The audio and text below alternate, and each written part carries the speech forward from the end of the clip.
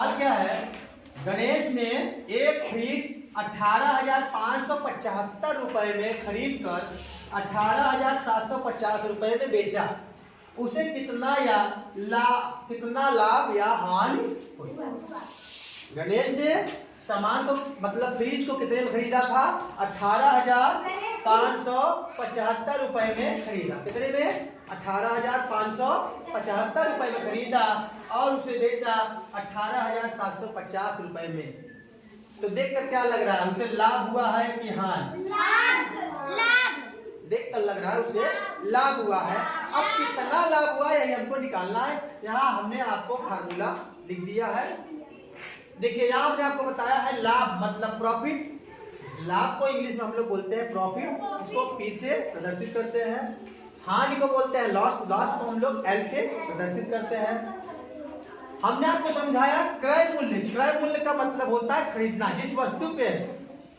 जिस मूल्य पे हम किसी वस्तु को खरीदते हैं वो हमारा क्या कहलाता है? क्रय मूल्य। क्रय मूल्य को इंग्लिश में हम लोग बोलते हैं कास्ट प्राइस।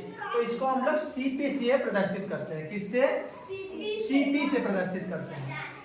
बेचना, जिस मूल्य पे हम लोग किसी वस्तु को बेचते हैं वो हमारा कौन सा मूल्य कहलाता है? विक्रय मूल्य। विक्रय मूल्य को हम लोग इंग्लिश में बोलते हैं सेलिंग प्राइस यानी SP। इसको हम लोग शॉर्टकट में SP बोलते हैं। हमको लाभ कब होता है? जब हमारा विक्रय मूल्य किससे ज्यादा रहता है? क्रय मूल्य से। तो हमको क्या होता है? लाभ होता है। तो यहाँ पे हमने जब आपसे पूछे लाभ, अगर हमको किसी वस्तु पे लाभ हुआ है और कितना लाभ हुआ है तो हम लोग कैसे निकालेंगे? लाभ बराबर विक्रय मूल्य माइनस क्रय मूल्य, P बराबर SP माइनस CP। और हानि कब होता है? जब हमारा क्रय मूल्य ज्यादा रहता है किससे? विक्रय मूल्य से। तो हमको क्या होता है? हानि होती है। ठीक, साफ साफ कहें, जब हम वस्तु को कम दाम पे बेचते हैं, अधिक दाम पे खरीद कर कम दाम पे बेचते हैं तो हमको हानि होती है। अब जब वस्तु को कम दाम पे खरीद के अधिक दाम पे बेचते हैं तो हमको लाभ होगा। तो यहाँ पे गणेश ने 18,575 रुपए में खरीदा है फ्रिज को और बेचा है 18,750 रुपए में। देख सवाल तो पढ़ के ही लग गया कि लाभ हो रहा है। चलिए, हमने आपको बताया क्रय मूल्य विक्रय मूल्य। तो वस्तु जो खरीदा है उसको बोलते हैं क्रय मूल्य। क्रय मूल्य यानी CP। CP कितना है?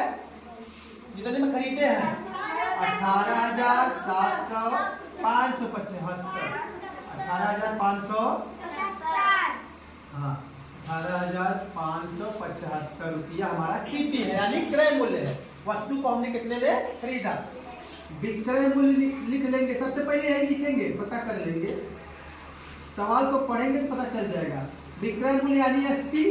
SP कितना है? जितने में बेचे हैं 18,750 रुपया। अब हमको यहाँ पे देख के लग रहा है कि हमको क्या हुआ है? लाभ हुआ है, क्योंकि हमारा ऐसे लिखेंगे यहाँ पे जो SP है वो ज्यादा है किससे? CP से। SP is greater than CP यानी हमको लाभ हो गया।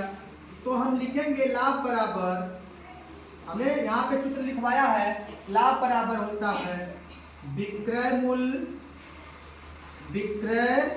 मूल्य माइनस क्रय मूल्य।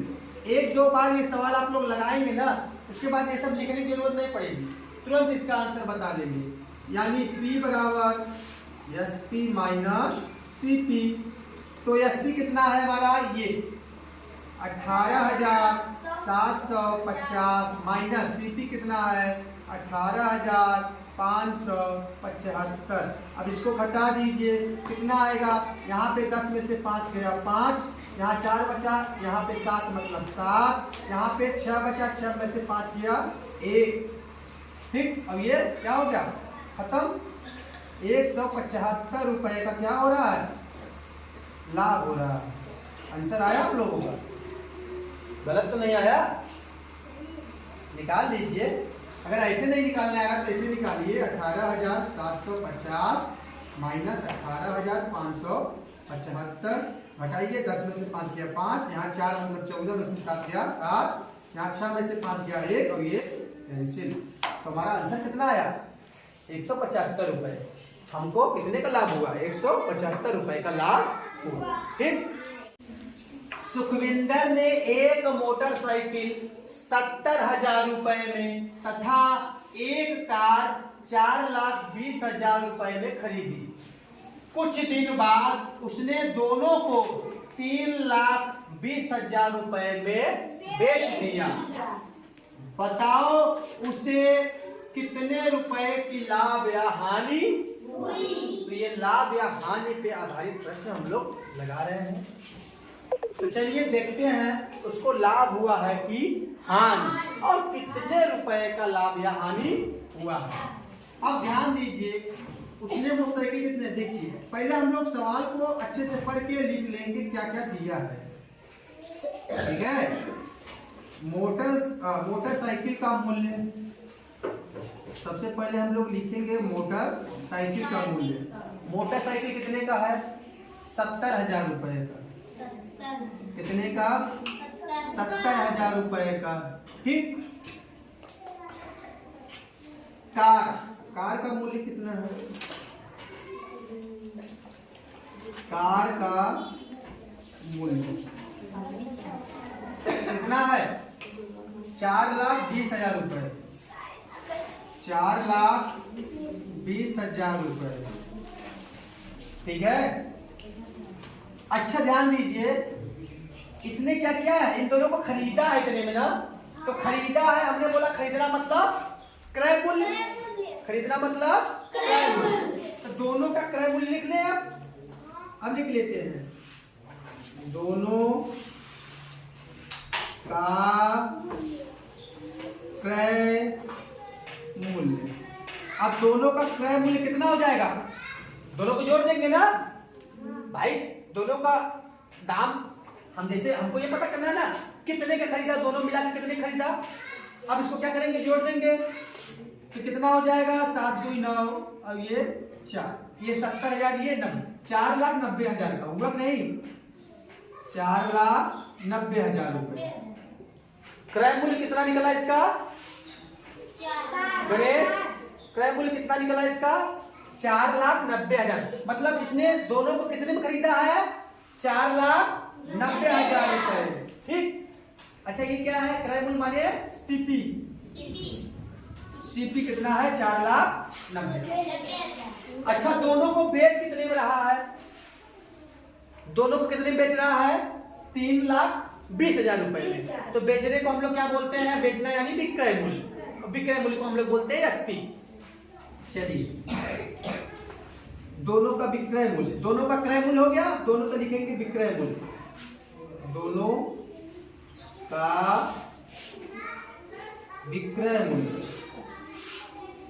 विक्रय मूल्य, विक्रय मूल्य यानी एसपी। ठीक है। विक्रय मूल्य यानी एसपी। कितने में बेच रहा है? बोलिए 3,20,000 रुपए। अच्छा ये बताइए, अब यहीं से सवाल लग गया। उसने खरीदा दोनों को 4,90,000 में और बेचा कितने में? 3,20,000 रुपए। तो आप लोग बताइए लाभ हुआ है कि हानि? फायदा हुआ है कि घाटा?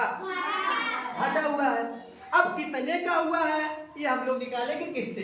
जब हमको हानि या घाटा होता है तो हम लोग क्या करते हैं? सीपी माइनस एसपी, मतलब क्रय मूल्य में से हम लोग विक्रय मूल्य को घटा देते हैं। तो चलिए जब हमको, अच्छा ये भी ध्यान देना है, जब हमारा सीपी ज्यादा होता है एसपी से तो हमको हानि होती है। तो चलिए अब निकाल देते हैं। हानि हुआ है तो लिखेंगे हानि बराबर, हानि बराबर क्या होता है? क्रय मूल्य माइनस विक्रय मूल्य। क्रय मूल्य को हम लोग सीपी बोलते हैं और विक्रय मूल्य को एसपी। तो यहाँ सूत्र लिख देते हैं सीपी माइनस एसपी। सीपी हमारा कितना है? 4,90,000। कितना? 4,90,000। और एसपी कितना है? 3,20,000। अब घटा दीजिए। 90,000 में से 20,000 का कितना आएगा? 90,000 में से 20,000 का कितना आएगा? 70,000। आएगा ना। और 4 लाख में से 3 लाख गया 1 लाख, तो कितने का घाटा हुआ उसको? 1,70,000 रुपए का घाटा हो रहा है। 1,70,000 रुपए का उसको घाटा। ठीक है, अब आप लोग लाभ हानि निकाल सकते हैं। एक सवाल और बचा।